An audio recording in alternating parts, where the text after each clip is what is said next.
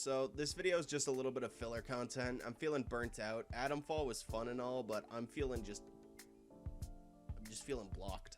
So I thought I'd make a filler video talking about something I've seen a lot of. Fallout 4 hate. And it's usually given by people who, you guessed it, love New Vegas. Shocker. And I get it, New Vegas is a great game, but some of these points are just... Fallout 4's story is, well, I don't think it's bad, it's just not nuanced. The Minutemen, a genuinely cool concept for a faction, one that was left out to die thanks to disagreements and petty squabbles, and they don't do anything with that. The Minutemen are a plot reason for the players to give a shit about the settlement system, and don't get me wrong, I love the settlement building, they just need a better way of giving them out. Why is the general doing this? Some people say Preston should be the general because he's always telling you about the settlements, but anyone could be the general. Just make them two separate characters and you've solved the main problem people have with this motherfucker. The Institute are supposed to be the bad guys, but they don't do anything that proves that. Their goals are to remain undisturbed, but are also replacing people with synths and massacring settlements in order to curb any interference with their work. Whereas the Legion, the evil guys from New Vegas, are actively conquering and enslaving tribes and committing heinous crimes against humanity in the name of their narcissistic and mentally unstable leader. The Railroad are just there. They're supposed to be the underdog faction that are trying to free the synths, but only care about synths when slavery itself is so common in the wasteland. Characters like Sharon and Kate are bound by contracts making them slaves, and it's like, if you claim that a synth's life is just as equal as a human life, why aren't you trying to free both? Also, when you complete the main quest, they pretty much just become redundant since the Institute is destroyed along with the Brotherhood of Steel.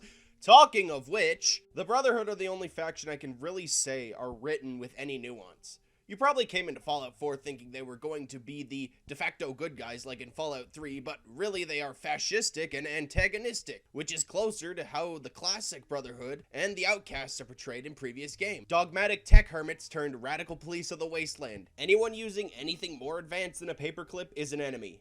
Okay, not really, but the Brotherhood is a look into a side of Bethesda's writing that isn't seen much in the base game. In particular, the twist where Paladin Danse was a synth genuinely surprised me, and it made me think this synth was genuinely indistinguishable from a human to the point that the Brotherhood, who are claiming they aren't, couldn't even tell. If the bigots couldn't tell them apart, what does that say about their entire goal?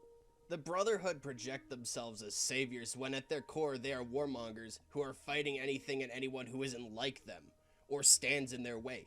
Look no further than Arthur Maxson. He's a far cry from the altruistic Owen Lyon. Instead of following in his footsteps, he reunited the Brotherhood by turning their attention to an enemy that goes against their traditional dogmatic and reactionary ideology. Maxson is still in his mind trying to help the wasteland, but doing so through extortion and regulation of the people they are claiming to care about. It's honestly not a very good look when 3/4 of the game's content are either underdeveloped, don't make sense, or, and I genuinely hate saying this, but lazily written. No, scratch that, badly written.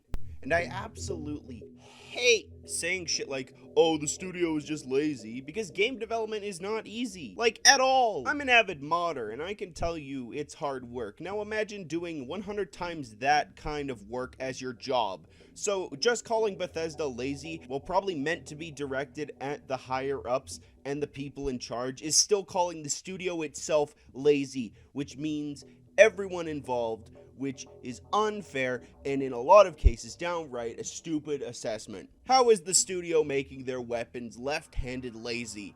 It would take more effort to actually do that in the first place. If they were lazy, they'd be inconsistent, having some weapons be left-handed and others be right-handed. Reusing assets? Some might see that as lazy. I see that as getting your money's worth. Remember, assets cost the studio money to create. From concept art, paying the modelers, texture artists, riggers, and animators, then you need to implement the damn thing into the game. Why do you think the game budget's so big? I get it, saying the studio is lazy is a convenient catch-all explanation, but it could also just be that things aren't well written because it's just badly written. And because their lead writer is just not good at writing complicated and nuanced plots. The comparison to New Vegas is that Put simply, each faction has their own evil. The NCR is a corrupt bureaucracy controlled by the rich and powerful, following the path of the pre-war United States. The Legion is a group of warmongers with a despotic, narcissistic asshole at the helm who is building a cult of personality around himself and who is brainwashed and groomed hundreds to believe their only worth is what they can provide to him.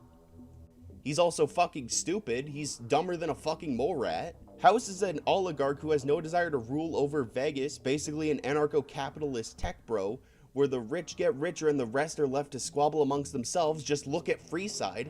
And Yes Man is literally the I fucked up and can't complete the game any other way ending. Yeah, comparing the two, we see where Fallout 4 is hurt by this kind of writing. Like, it's not bad, it's just not interesting or subjective. It doesn't make the player think as much as New Vegas does. And I think a lot of people will agree that Far Harbor fixes this, but if that was the case, then why didn't they write Fallout 4 like that to begin with? By the way I'm talking in this video, you probably think I'm making another New Vegas is the greatest thing since Cowgirl type of video essay slop. But believe me when I say I enjoy Fallout 4 a lot. It wasn't my first Fallout game, that was New Vegas, but to me, New Vegas isn't the best game ever made. It has flaws, which Fallout 4 fixed beautifully. Fallout 3's gameplay was rough. The Gamebryo engine was already starting to show its age, and the gameplay didn't really evolve from what had come before. It was still clunky, characters only had animations for walking in 4 cardinal directions, so they just looked janky when walking diagonally and just were awkward and difficult. It just felt like, say it with me now, Oblivion with guns. Keep in mind, Fallout 3 came out the same year as GTA 4, Far Cry 2. The years prior saw games like Halo 3, Call of Duty 4, and the Orange Box release. Oh, but James, those games are all first-person shooters and not RPGs. Fallout is going to be compared to those games whether you like it or not. It's a first-person RPG set in a universe where guns have been the staple since the beginning. With this overlap, there is going to be some kind of comparison. And these same faults crossed over into New Vegas. They really didn't do much other than add the ability to ADS, but only for certain weapons, which, let me remind you, is completely optional. You can turn it off in the settings. Oh, but James, New Vegas only had 18 months of I'm not saying Obsidian should have been expected to completely redo the movement and gunplay for New Vegas. That's already an impossible task for modders to do, because no matter how many mods you install, you are trying to change it and modify the already existing code. The movement is hard-coded into the game. So I think we can all agree, unanimously, that New Vegas' movement and combat feel dated. Which was probably what Bethesda was also thinking when it came time to make Fallout 4.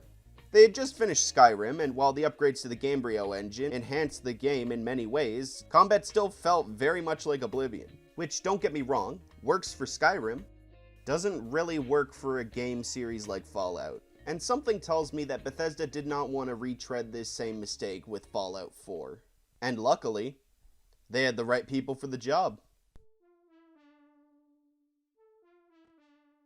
id Software, well known for creating the Doom and Quake series, were bought out by Bethesda in 2009, and was contracted to help develop the gunplay in Fallout 4. Which honestly, was probably a good move on Bethesda's part, and I see why they did it. id practically laid the groundwork for the modern first-person shooter, and had been making some of the most impactful advancements in the industry thanks to extra-dimensional ether spawn John Carmack. And while Carmack was involved in the creation of Fallout Shelter, at least during its early stages, there isn't actually any evidence to suggest he worked on Fallout 4. Regardless, the advancements id Software did for the Fallout franchise cannot be understated. If you think Fallout New Vegas' gameplay is better than 4, you need to get the fuck out. In my opinion, regardless of the claims that 4 lacks RPG mechanics, lacks nuanced storytelling, or lacks atmosphere, Fallout 4 was necessary.